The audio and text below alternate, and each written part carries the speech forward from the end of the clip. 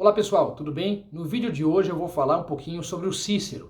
O Cícero, para quem não sabe, ele foi um advogado, ele foi um político e foi um filósofo que atuou em Roma.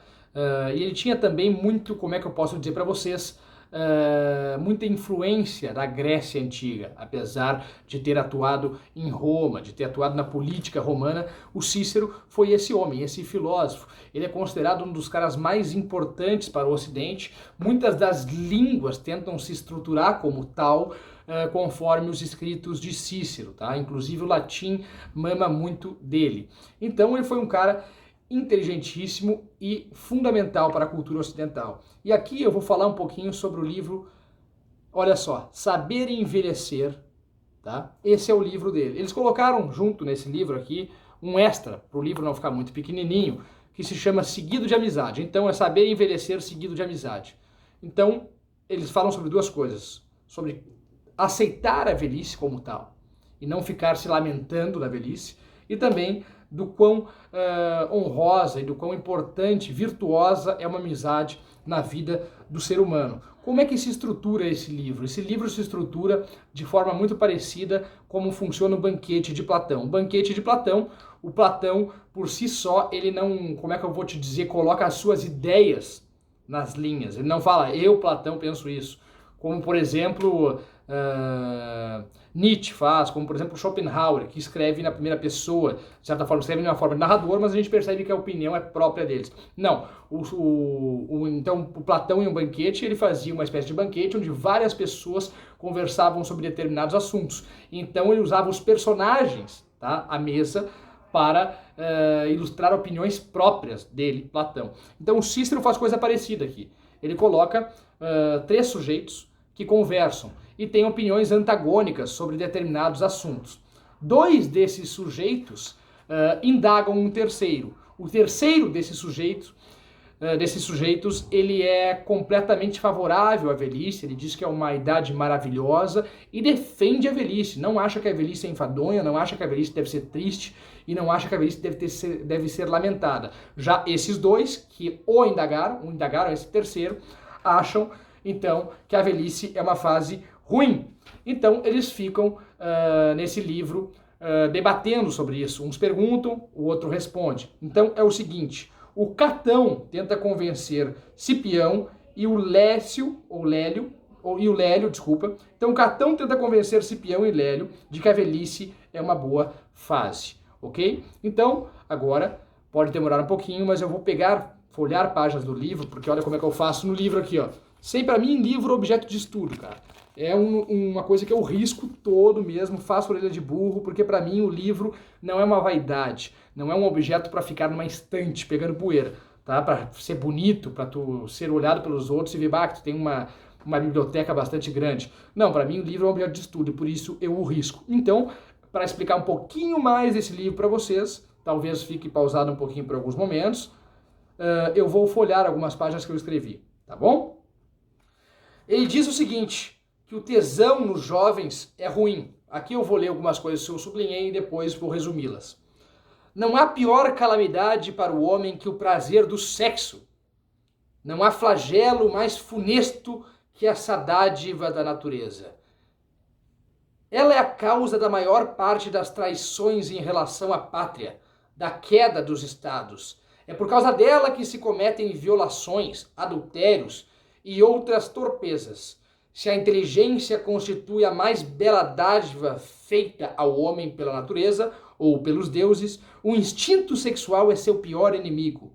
Onde reina a devassidão, obviamente não há lugar para a temperança. Lá onde o prazer triunfa, a virtude não poderia sobreviver. Para fazer compreender isso melhor, Arquitas sugere que se imaginasse um homem no auge da excitação voluptuosa. Nesse estado de extremo gozo, como poderia formular o menor pensamento, refletir ou meditar com legitimidade? Então ele diz assim, o jovem, muitos velhos, né, reclamam que aquela idade que eles chegaram, eles não têm mais gás, eles não têm mais o famoso tesão, a volúpia, né, o desejo carnal, e isso muitos idosos se lamentam. se lamentam por isso. Cícero diz que os idosos não devem se lamentar por isso. Ao contrário, devem enaltecer isso e devem ficar agradecidos. Porque, segundo ele, o tesão e essa coisa carnal a qual os jovens carregam faz com que as tuas ideias fiquem desorientadas, né? Quantas vezes a gente não vê na literatura ou mesmo em observações da nossa própria vida que um amigo deixou de falar com outro por causa do desejo em uma mulher que os dois tinham. Então o tesão ele mexe com as estruturas, ele pode dar um golpe, tá? Quantas vezes, eu vou dar um exemplo no que aconteceu, tá? Que a gente sabe no que aconteceu na monarquia inglesa. Na monarquia inglesa, houve um cara que foi destinado a ser rei na monarquia inglesa, tá? E ele largou porque ele se apaixonou por uma mulher. Então ele quase abalou toda a monarquia, toda a realeza da Inglaterra. E quem sucedeu ele, já que ele renunciou ao trono, foi o pai da Elizabeth II, a qual está agora vigente, em 2020, quase 2021. Então essas coisas realmente, o tesão, onde mexe, ele abala as estruturas. Então Cícero fala muito sobre isso, né? Então eu vou pegar mais outras coisas que ele fala aqui, só um minuto. Por que falar tanto do prazer? Por que, em vez de censurar a velhice, devemos nos felicitar que ela não nos faça lamentar demais os prazeres? Ao renunciarmos aos banquetes, às mesas que desabam sobre os pratos e às taças inumeráveis, renunciamos ao mesmo tempo à embriaguez, à indigestão e à insônia. Então ele sempre defende que o velho ele tem, como é que eu vou te dizer, aquilo que ele sempre acha que é uma virtude, que o velho sabe balancear, o velho não pende para os exageros, então ele sabe aproveitar as coisas como realmente são. Se ele tem, se o velho ele vai cheirar uma flor, ele não cheira a flor tão fortemente a ponto do odor da flor se esvair. Ele cheira um pouquinho, tá? Para ficar, como é que eu posso te dizer, feliz com o cheiro da flor, para o seu conforto pessoal, mas ele não tira o odor da flor. Então, a moderação para Cícero é muito bom. Tanto é que Cícero ele foi muito influenciado por Platão, né? Ele dizia que o Platão também dizia que o prazer é a isca do mal. Então vamos lá, vou folheando um pouquinho mais para vocês saberem mais aqui. Velhos não sentem mais tão imensamente aquela espécie de cócegas que o prazer proporciona. É verdade, mas eles tampouco sentem falta disso. Não se sofre por ser privado daquilo que se não tem saudades. Então, assim, muita gente acha que os velhos estão muito tristes porque naquela fase que eles se encontram, eles não conseguem mais ter aquele como é que eu vou te dizer, desejo grandioso que se tinha na juventude. Só que poucos sabem também que a maioria dos velhos, segundo Cícero, aqueles que são os velhos virtuosos, não sentem falta disso, entendeu? E como é que tu vai sentir falta, como é que vai sofrer por algo que tu não tem saudades? Então ele diz que isso aí não deve ser cogitado, não deve ser levantada essa hipótese, né? Porque, segundo ele, sem desejo não há frustração. Quando é que tu se frustra?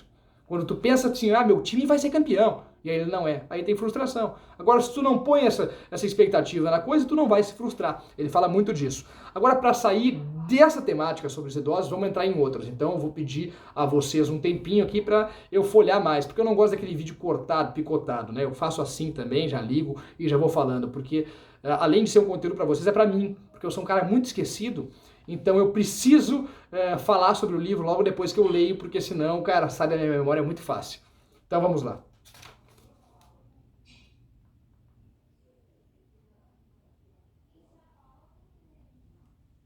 Aqui eu acho lindo, que é uma forma que ele tenta explicar por que há um Deus. E eu particularmente concordo, respeito quem não concorda na existência de Deus, mas eu acredito, e eu acho isso lindo. A vinha, sabemos, tende a vergar-se se não for sustentada. Vemo-la agarrar-se espontaneamente a tudo que encontra com as suas gavinhas, que são outras tantas mãos. Então olha que lindo isso, quando tu planta alguma coisa, e tu não faz uma sustentação, tu não coloca um pau para sustentar como é que eu vou te dizer, a flor que vai crescendo, desabrochando e vai se agarrando no pau, ela tenta se agarrar naturalmente como uma mão invisível a alguma coisa que seja mais próximo dela.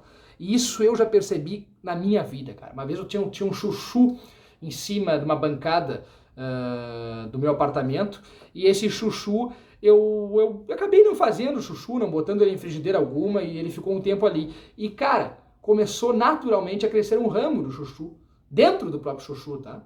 Então, praticamente como se tivesse uma plantação dele, como se o chuchu fosse a terra, ele brotou de si mesmo. Que a gente sabe que o chuchu é um alimento que dá bastante, que é fácil, que ele é muito fértil, então dá bastante. E, cara, eu não botei ele para sustentar em nada, não botei um pauzinho para sustentar ele, não botei nada, nem um pilarzinho para ele sustentar. E impressionantemente o chuchu, a vinha, procurava algo que estava perto, entendeu? Uma bacia que estava perto do chuchu para se conectar. Então, de onde é que vem essa inteligência, como é que eu posso te dizer? Essa inteligência instintiva? Como é que um ser, cara, inanimado, como um vegetal, consegue ter essa inteligência, esse instinto de se agarrar a alguma coisa que está próxima dele sem interferência humana? Isso, segundo Cícero, tem um dom divino, que é uma inteligência instintiva que faz tudo girar mesmo que inconscientemente. Tá? Então isso eu achei muito interessante dele. Não é o ponto principal do livro, mas eu acho interessante. E daí depois, já que ele está falando muito disso, ele diz que é muito comum a gente ver pessoas aposentadas que já têm uma certa idade se retirando em sítios, em fazendas, ou plantando muito, né, querendo plantar suas plantinhas, e ele diz que isso é genial, que quem planta normalmente tende a ser pessoas do bem, quem gosta de ver as coisas floridas. Então ele diz que isso, se tu vê uma pessoa que tem esse hábito de mexer com a terra, provavelmente é uma pessoa virtuosa. Agora vamos ver outras coisas que eu posso dizer para vocês. Aqui, aqueles outros rapazes que o indagaram perguntam que é muito triste ser velho porque tu sabe que tu está diante da morte. E aí ele contradiz: eu não acho, eu acho justamente o contrário. Então ele fala assim: a aproximação da morte, ela é incontestável. Mas como é lastimável o velho que, após ter vivido tanto tempo, não aprendeu a olhar a morte de cima. Então ele diz que a gente tem uma vida toda para se conformar com a morte, e quando a gente chega na velhice, não é o que a gente deve se apavorar mais que ela está chegando próxima, ela está se aproximando, mas justamente o contrário. Quando chega na velhice é que a gente deve estar preparado para ela, tratar como amiga, tratar como simplesmente uma coisa que acaba, né? Deixa eu ver uma parte aqui que eu achei linda para falar para vocês aqui.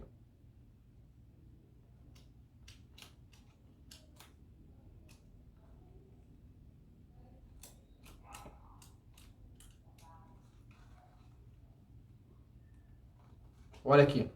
Por que eu temeria a morte se depois dela não sou mais infeliz? Quem sabe até mais feliz. Aliás, quem pode estar seguro, mesmo jovem, de estar ainda vivo até o anoitecer? Mesmo o retorno à morte que nos espreita. Por que fazer disso motivo de queixa velhice se é um risco que a juventude compartilha? Então por que tu vai sofrer na tua velhice se a juventude também tem o mesmo risco de morrer quanto tu? Ninguém está livre disso, né? Então é outra tese que ele defende a velhice como uma idade muito interessante. Aqui tem uma parte que é linda, tá? Que ele diz assim, cara, o adolescente, o que o adolescente, o que o adulto quer se não poder envelhecer, se não durar muitos anos? Então por que o velho ele vai ficar triste se o velho tem exatamente o que o adolescente quer ter? Então, sua posição é melhor que a do adolescente, a posição do velho. Aquilo com que este sonha, o adolescente, o velho já obteve. O adolescente quer viver muito tempo, o velho já viveu muito tempo. Quantas horas elas se evadem, assim como os dias, os meses, os anos. O tempo perdido jamais retorna e ninguém conhece o futuro. Contentemo-nos com o tempo que nos é dado a viver, seja qual for ele. Para ser aplaudido, o ator não tem necessidade de desempenhar a peça inteira. Basta que seja bom nas cenas em que aparece. Do mesmo modo, o sábio não é obrigado a ir até o aplauso final. Uma existência, mesmo que curta, é sempre suficientemente longa para que se possa viver na sabedoria e na honra. Que há de mais? Olha que coisa linda isso aqui, gente. Isso aqui quase me tirou lágrimas quando eu li. Que há de mais natural para um velho que a perspectiva de morrer? Quando a morte golpeia a juventude, a natureza resiste e se rebela. Assim como a morte de um adolescente me faz pensar numa chama viva apagada sob um jato de água, a de um velho se assemelha a um fogo que suavemente se extingue. Os frutos verdes devem ser arrancados à força da árvore que os carrega. Quando estão maduros, ao contrário, eles caem naturalmente. Então, a vida trata com naturalidade e com mais respeito a morte do velho do que a morte do jovem. Então ele diz que é maravilhoso, é uma dádiva ser idoso.